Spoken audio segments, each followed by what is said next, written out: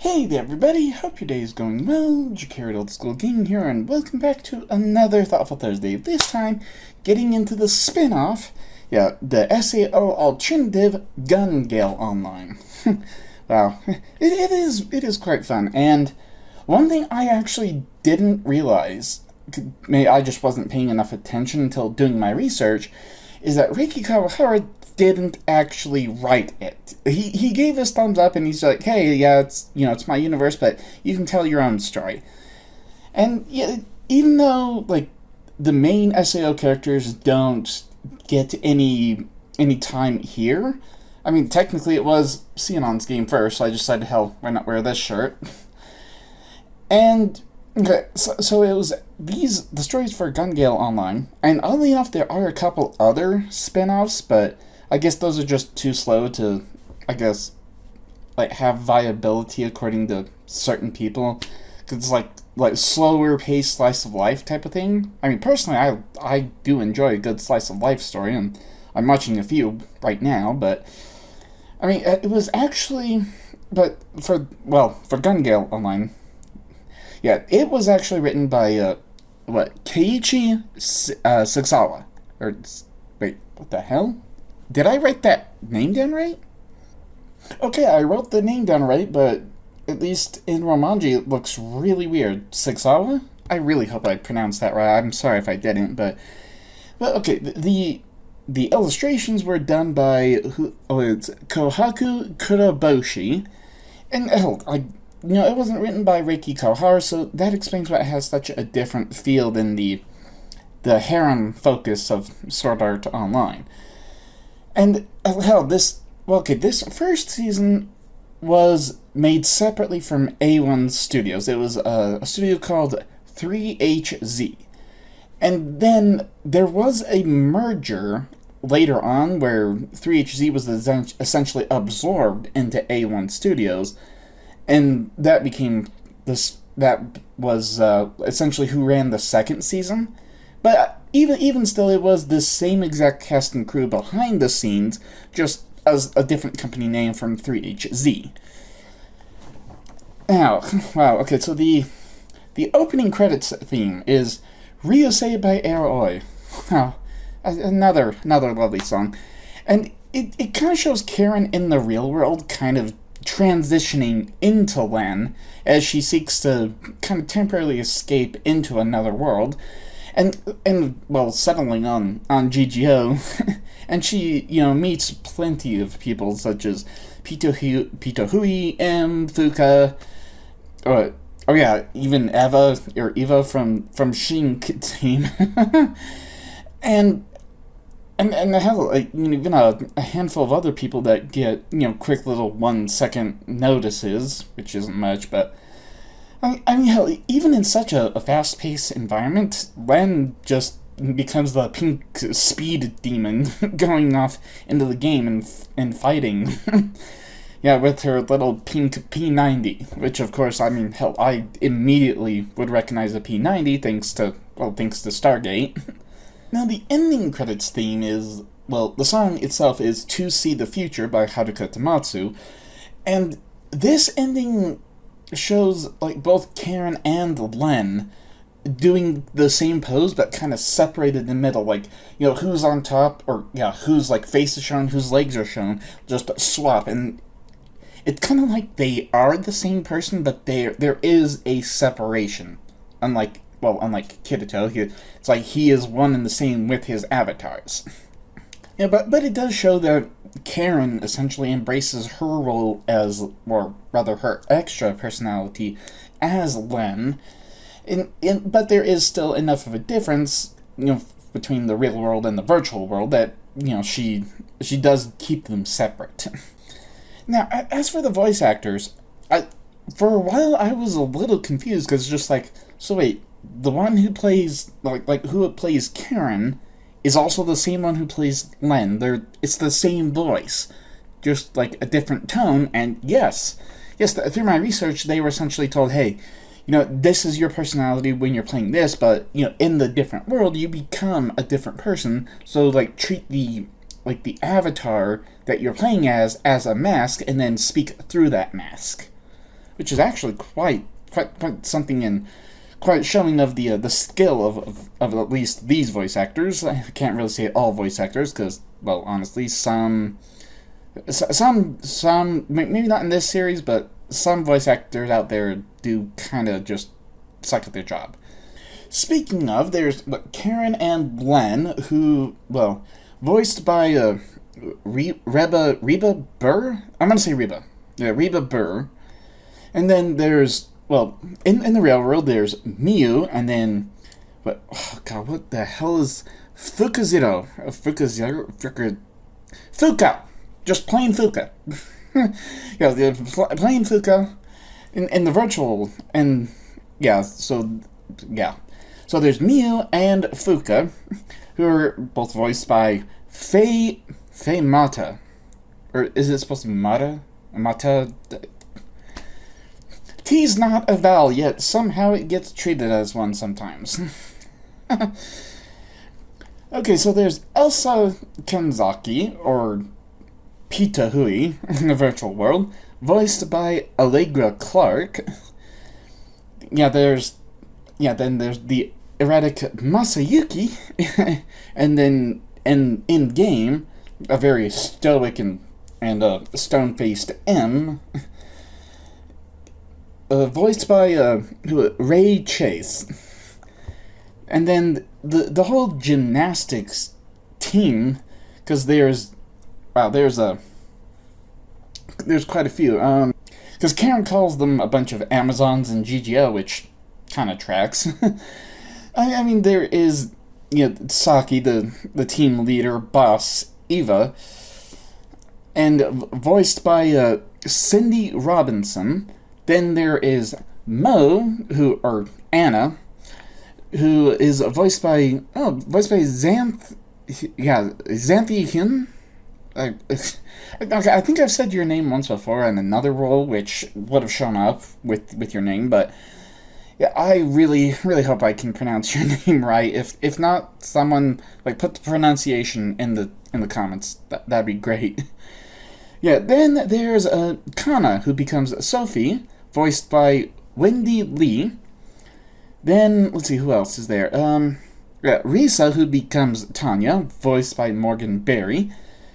And can't forget Shiori, who becomes Rosa, voiced by Rebecca Davis. And finally, there are plenty of other, finally, Milana, who becomes Toma, voiced by Kira Buckland. And there are a handful of other voices, but those are more just I'm not going over every single spectator, because I did recognize a couple voices, but whatever. They don't influence the story. I'm only looking at those who actually influence the story one way or another. So, I do like how episode 1 just kind of jumps straight in. Just no pause, no lube, just straight into the action. The stakes are definitely there, but we don't really know. I mean, we do learn enough to know that there are a bunch of teams all fighting on a large map, and apparently there's a team of the Japan machine gun lovers. They're taken down by a team of very highly skilled professionals, but Len and M dash off to a residential district, and M definitely has a bunch of strategies down the book, because he's just, hey, we have to survive, even if that means we avoid fights. And Len does kind of want to jump right into it, because we do find out that's kind of what she's been doing in GGO, but M is just, hey, this is more of a strategy, and plus, you are very pink, you stand out. So, yeah, we need more strategy. And hell, the professional team even takes down several other teams, just letting them whittle each other down, kind of sniping from afar, until a bunch of grenades drop, and the final few people are just, oh crap, boom! Yeah. But I do love, M's strategy of just having Len, since she is so tiny, to just hide inside of a briefcase, jump out, and run at super speed just to take down the rest of the team. Yeah, 4 out of the 6. The final 2 decide, you know what? let's resign because this is supposed to be a training exercise. I mean, the fact that the rest of our team is down, but they were taken down by someone who moves at super speed, which isn't really conducive to training. So screw it. Let's just resign, get back to our team, and hey, nice try. We work together good as a team. At least with the second episode, do get some backstory to, well, not Len, but Karen in the real world. She has some kind of a complex about how much taller she is than everyone else. I don't know. I mean, I'm 6 foot, but I don't really. I don't know. Maybe it's just because I'm used to it, and like plenty of people in my family are tall, so it's just like, hey, I finally reached the height of everyone else. Maybe that's it. But she decides to figure out how she would look in the virtual world, and I don't quite like how they how it's like played as a joke, like her anxiety attack every single time she gets into a new avatar, and she's tall, has like essentially a mini heart attack, and the atmosphere essentially boots her from the game. I forget, I think she said like 37th time is the charm. Like, she tried 36 other games before getting to gun Gale online, and, well, she became, well, Len. And after a while, she does kind of ditch the technical green, go with a pink outfit, and paints her guns to match. All in an effort just to be cute. and how she accidentally blends in with the like a desert area that has very pink sand, and she gets the nickname the Pink Devil, as she just runs around and like shooting other players, blending in with all the sand, at least until meeting up with Pito Hui. and Pito does note that since there aren't many girls gamers in GGO, they should become friends, and hell, like, birds of a feather flock together. and hell, they do promise that when they duel one day, if Lion wins, they'll meet for real. Then the fan letter episode, it's kind of more of an exposition episode, because Pito kind of explains the upcoming squad jam, noting that Len would be, well, pretty powerful in it. And Karen wants to wait and see if she can get concert tickets to pop idol Elsa Kanzaki, but misses out and decides, you know what, okay, Squad Jam is, well, her jam now. And, meets up with M, and, like, the whole meeting up with M becomes a kind of a training session, just like, hey, this is what I want you to do. When I say do this, just please do it, so that way we can work as a team. Fair enough. You have to kind of establish a repertoire, or a familiarity with each other. I mean, hell, back, was it December? Or no, it was a few weeks before December. Or was it October? Way back when I did the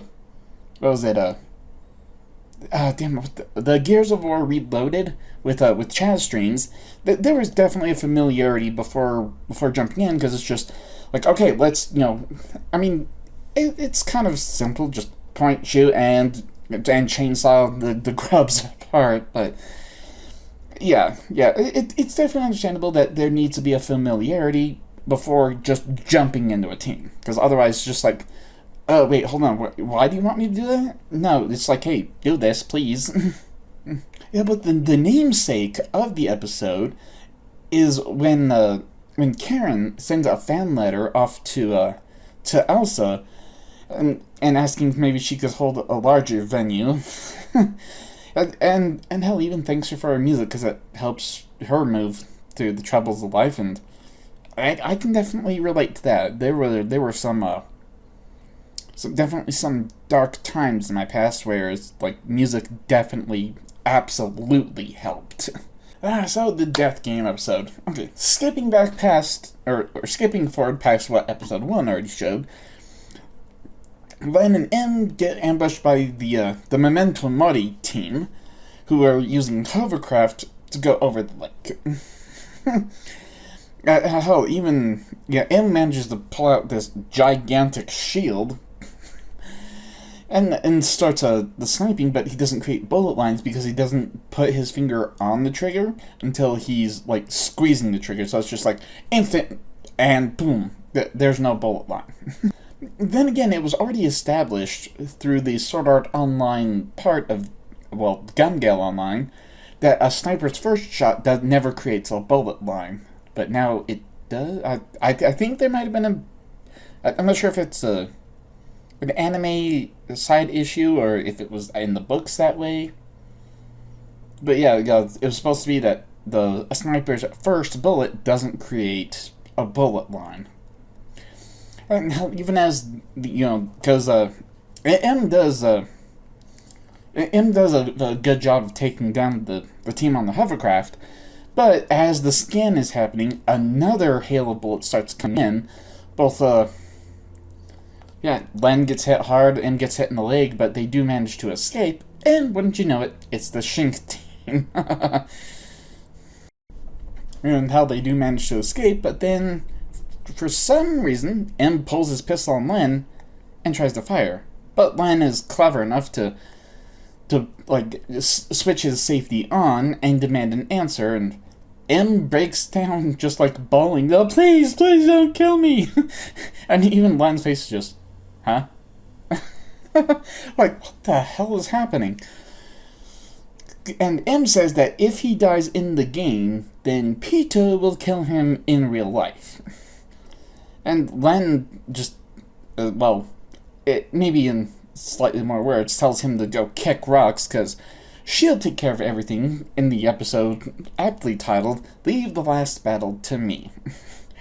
Because she'll take care of everything. And Len pretty much does just that, because it's like just her and the Shink team.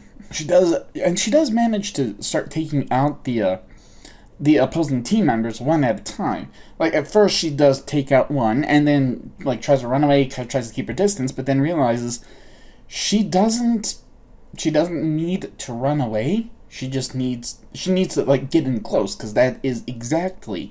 I mean, hell, even out in the, the pink desert, when she was running around being the pink devil, she definitely got in close and started...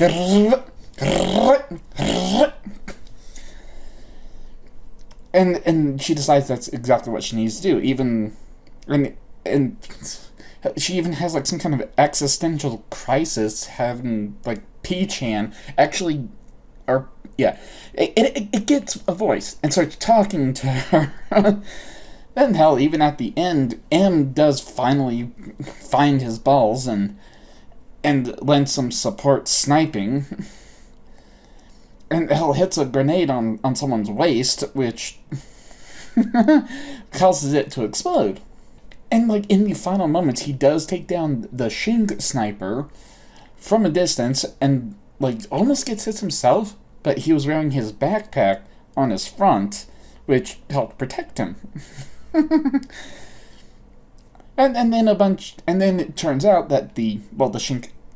it would be the first time finding out that the Shink Amazon team from GGO are a bunch of junior high gymnastic girls.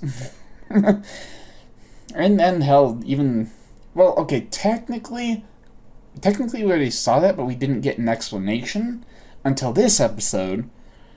And, yeah, Karen can, like, have a healthy rivalry with the girls. Okay, so episode 5.5 refrain. Are you serious with this? Why? Why in the hell does there need to be a recap after 5 episodes? Is the attention span of the human race really that terrible? Well, yes, maybe, probably.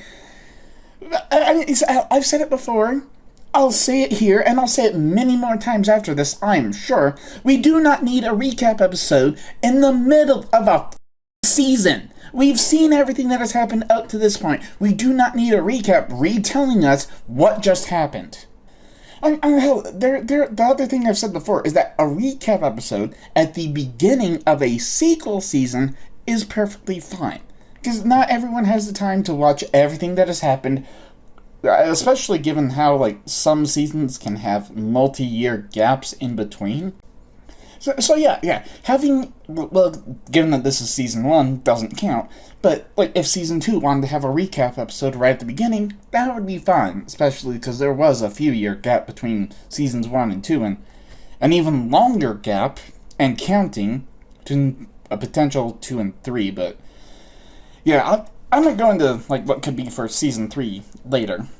Okay. Rant over into SAO Loser.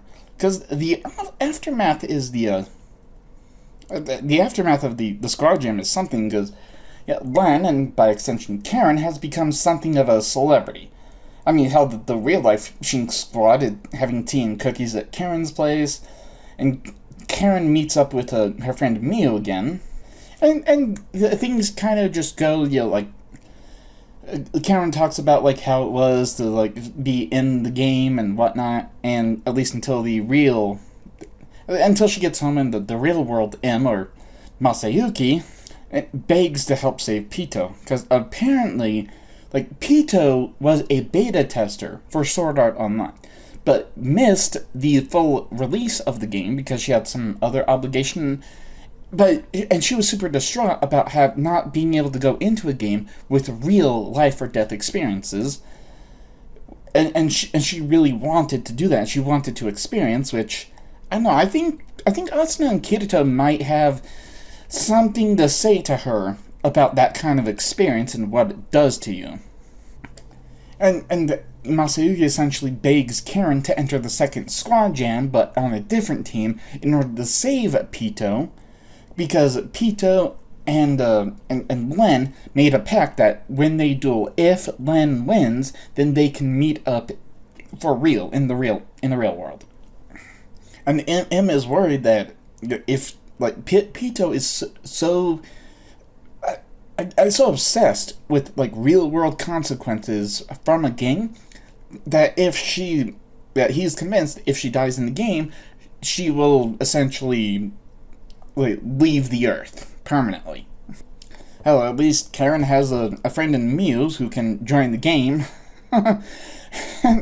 even Fuka in GGO becomes just an adorable kid. And the second Squad Jam episode, the setup and preparation for everything is quite something. I mean, hell, all the different GGO players are super excited that Len has actually joined up. And hell, even Fuka gets her, 2 grenade launchers. Just kind of seems to fit her vibe. And hell, they can get in, of course they need to get in practice and go through all that and blah blah blah. And hell, even in the gathering area where all the teams gather before they head out, it's actually the first time hearing the name Memento Mori for that one team, and even the leader once worked with Pito, and since she was a little unhinged and didn't really vibe with the team too well, she got essentially kicked from the team, and she joined other teams and essentially just was throwing grenades at monsters, even though a teammate was standing 2 feet from the monster, essentially harming teammates as well as the monster. And Pito just apparently didn't care. She became something of a team pariah that no other team wanted to work with, so Pito went solo. Ugh. Yeah, I mean, I guess that's just the way Pito is, but... Yeah, and then as the second Squad Jam begins, the episode Booby Trapped. Yeah, because Len and Fuka can... Well, they can coordinate, of course, with each other, but unfortunately they do run into a trap that blows Fuka's legs off, at least temporarily. And hell, the girls working together can eliminate that team quickly. And how the spectators love it. Yeah, fair enough, it was quite something. And hell, the Shink team has their hands full going after another team, where they spawn. Because, the 4 top-seeded teams, which would have been Memento Mori and LF for Len's team, then PM4 for Pito's team and the Shink team were all spawned at the 4 corners of the map. Yeah, Memento Mori ends up in some snowy mountain, and yeah, Pito's team ends up on top of some kind of canyon. And it's M's strategy to just kind of hold out there and wait to see what happens. And hell, even the a second team that Len and Fuka run into, they stand absolutely no chance, because Len is essentially spots for Fuka to just hey, throw grenades here, okay, aim a little further this way, and boom, boom, boom, boom, boom. There's just giant grenades just just blowing the hell out of everything. Yeah, and then the scan shows that 7 different teams, and since each team would have up to 6 players, that's potentially up to 42 players spotted on the scan, seemingly teaming up to go after Pito, while and other teams thinking oh, hey, wow, they're all teaming up, that's something. Well, let's head that way. We can try to pick off the survivors. Yeah. Yeah, as for the Shink team, they're worried, the Shink team is kind of on the fence about who will survive, given that M is also part of that team, and they know how good M is. But Len is super worried that if Pito ends up dying at the hands of other teams, that she won't be able to save Pito. And then the 10-Minute Massacre episode kind of has a double meaning, because there are, of course, the 7 teams of 6 going after Pito and M, and it's actually M who has the idea to hide inside of a waterfall, or behind the waterfall itself, but that's more of a trap to essentially ambush the other teams and eliminate them all within 10 minutes. And then on the other side of the map, there's the giant dome that Len and Fuka are traveling through, and they're essentially doing a slow army crawl across the grassy field. I don't know, maybe the fact that the grass and hell, even trees have grown out inside of a dome, maybe the dome itself was supposed to be an old soccer field, kinda. I don't know, but yeah, initially they do try to army crawl through the grass just a little bit at a time. They do encounter one squad, which then attracts the attention of other squads, and it's just too open of an area. So they have to use the strategy they were going to use when going against Pito, which was to launch a bunch of just a pink mist into the area, and then have Len, who's a little pink bunny, so to speak, and just have her blend in and eliminate all the other teams. And all that, because the thing up in the canyons with Pito and M, then Len and Fuka down in the dome, all happens within one scan round. And Len actually notices one of the other players has the same type of mags that she has, and essentially asks for the mags.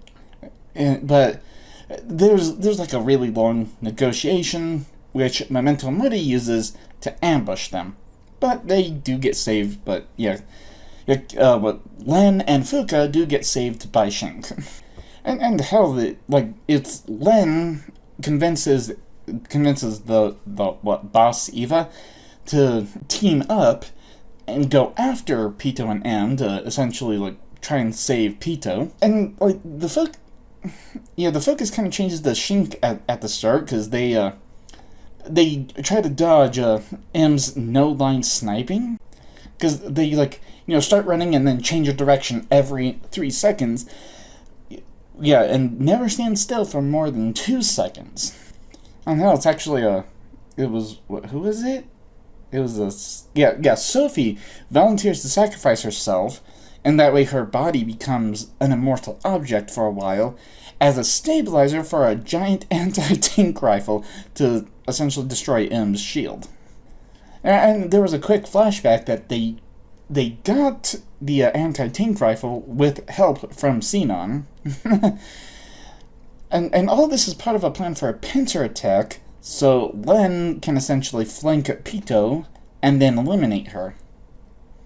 Only for some other player, which we didn't really get a name for, but M does manage to save Pito's last 2 hit points, and how even their even the other, the 4 as part of PM4, they realized that because Pito passed out because of overexcitement, the atmosphere should have logged her out, unless she's using the nerve gear. Yeah. And hell, even Memento Mori manages to rush into the house, and things definitely seem to be going their way from one perspective, but wouldn't you know it, Pito has her own photon sword, and she manages to eliminate all of Memento Mori with psychotic precision and whatnot. Yes, Psycho Len, which is exactly what the second squad jam has been leading to. Len charging in full throttle. She does try to use the terrain to her advantage, because Pito and M are essentially driving after her. But initially Len jumps under it and then jumps over it, but both times are kind of just fruitless endeavor, I guess, so to speak. But hell, Fuka does manage to get up and drive another vehicle to come and save Len.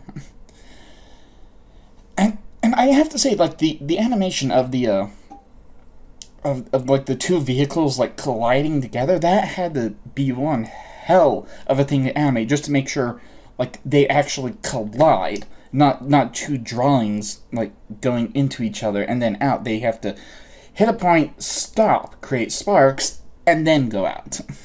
And hell, the whole fight gets to a point where it's essentially Pito and Len, squaring off one-on-one. Although, with the applause episode, the final battle between Len and Pito is kind of drawn out. A lot of stalling, because Pito apparently already knows that M is a traitor to the team, attempting to help Len in winning. And how, because Pito's holding tight to Len, Fuka breaks free, and then Len essentially tells her, hey, just cut off my hands, it's okay. And then lunges at Pito's throat, just ripping it off, and hey, listen, because I'm the one who beat you, you can't die, we have to meet up in real life. Okay, fair enough.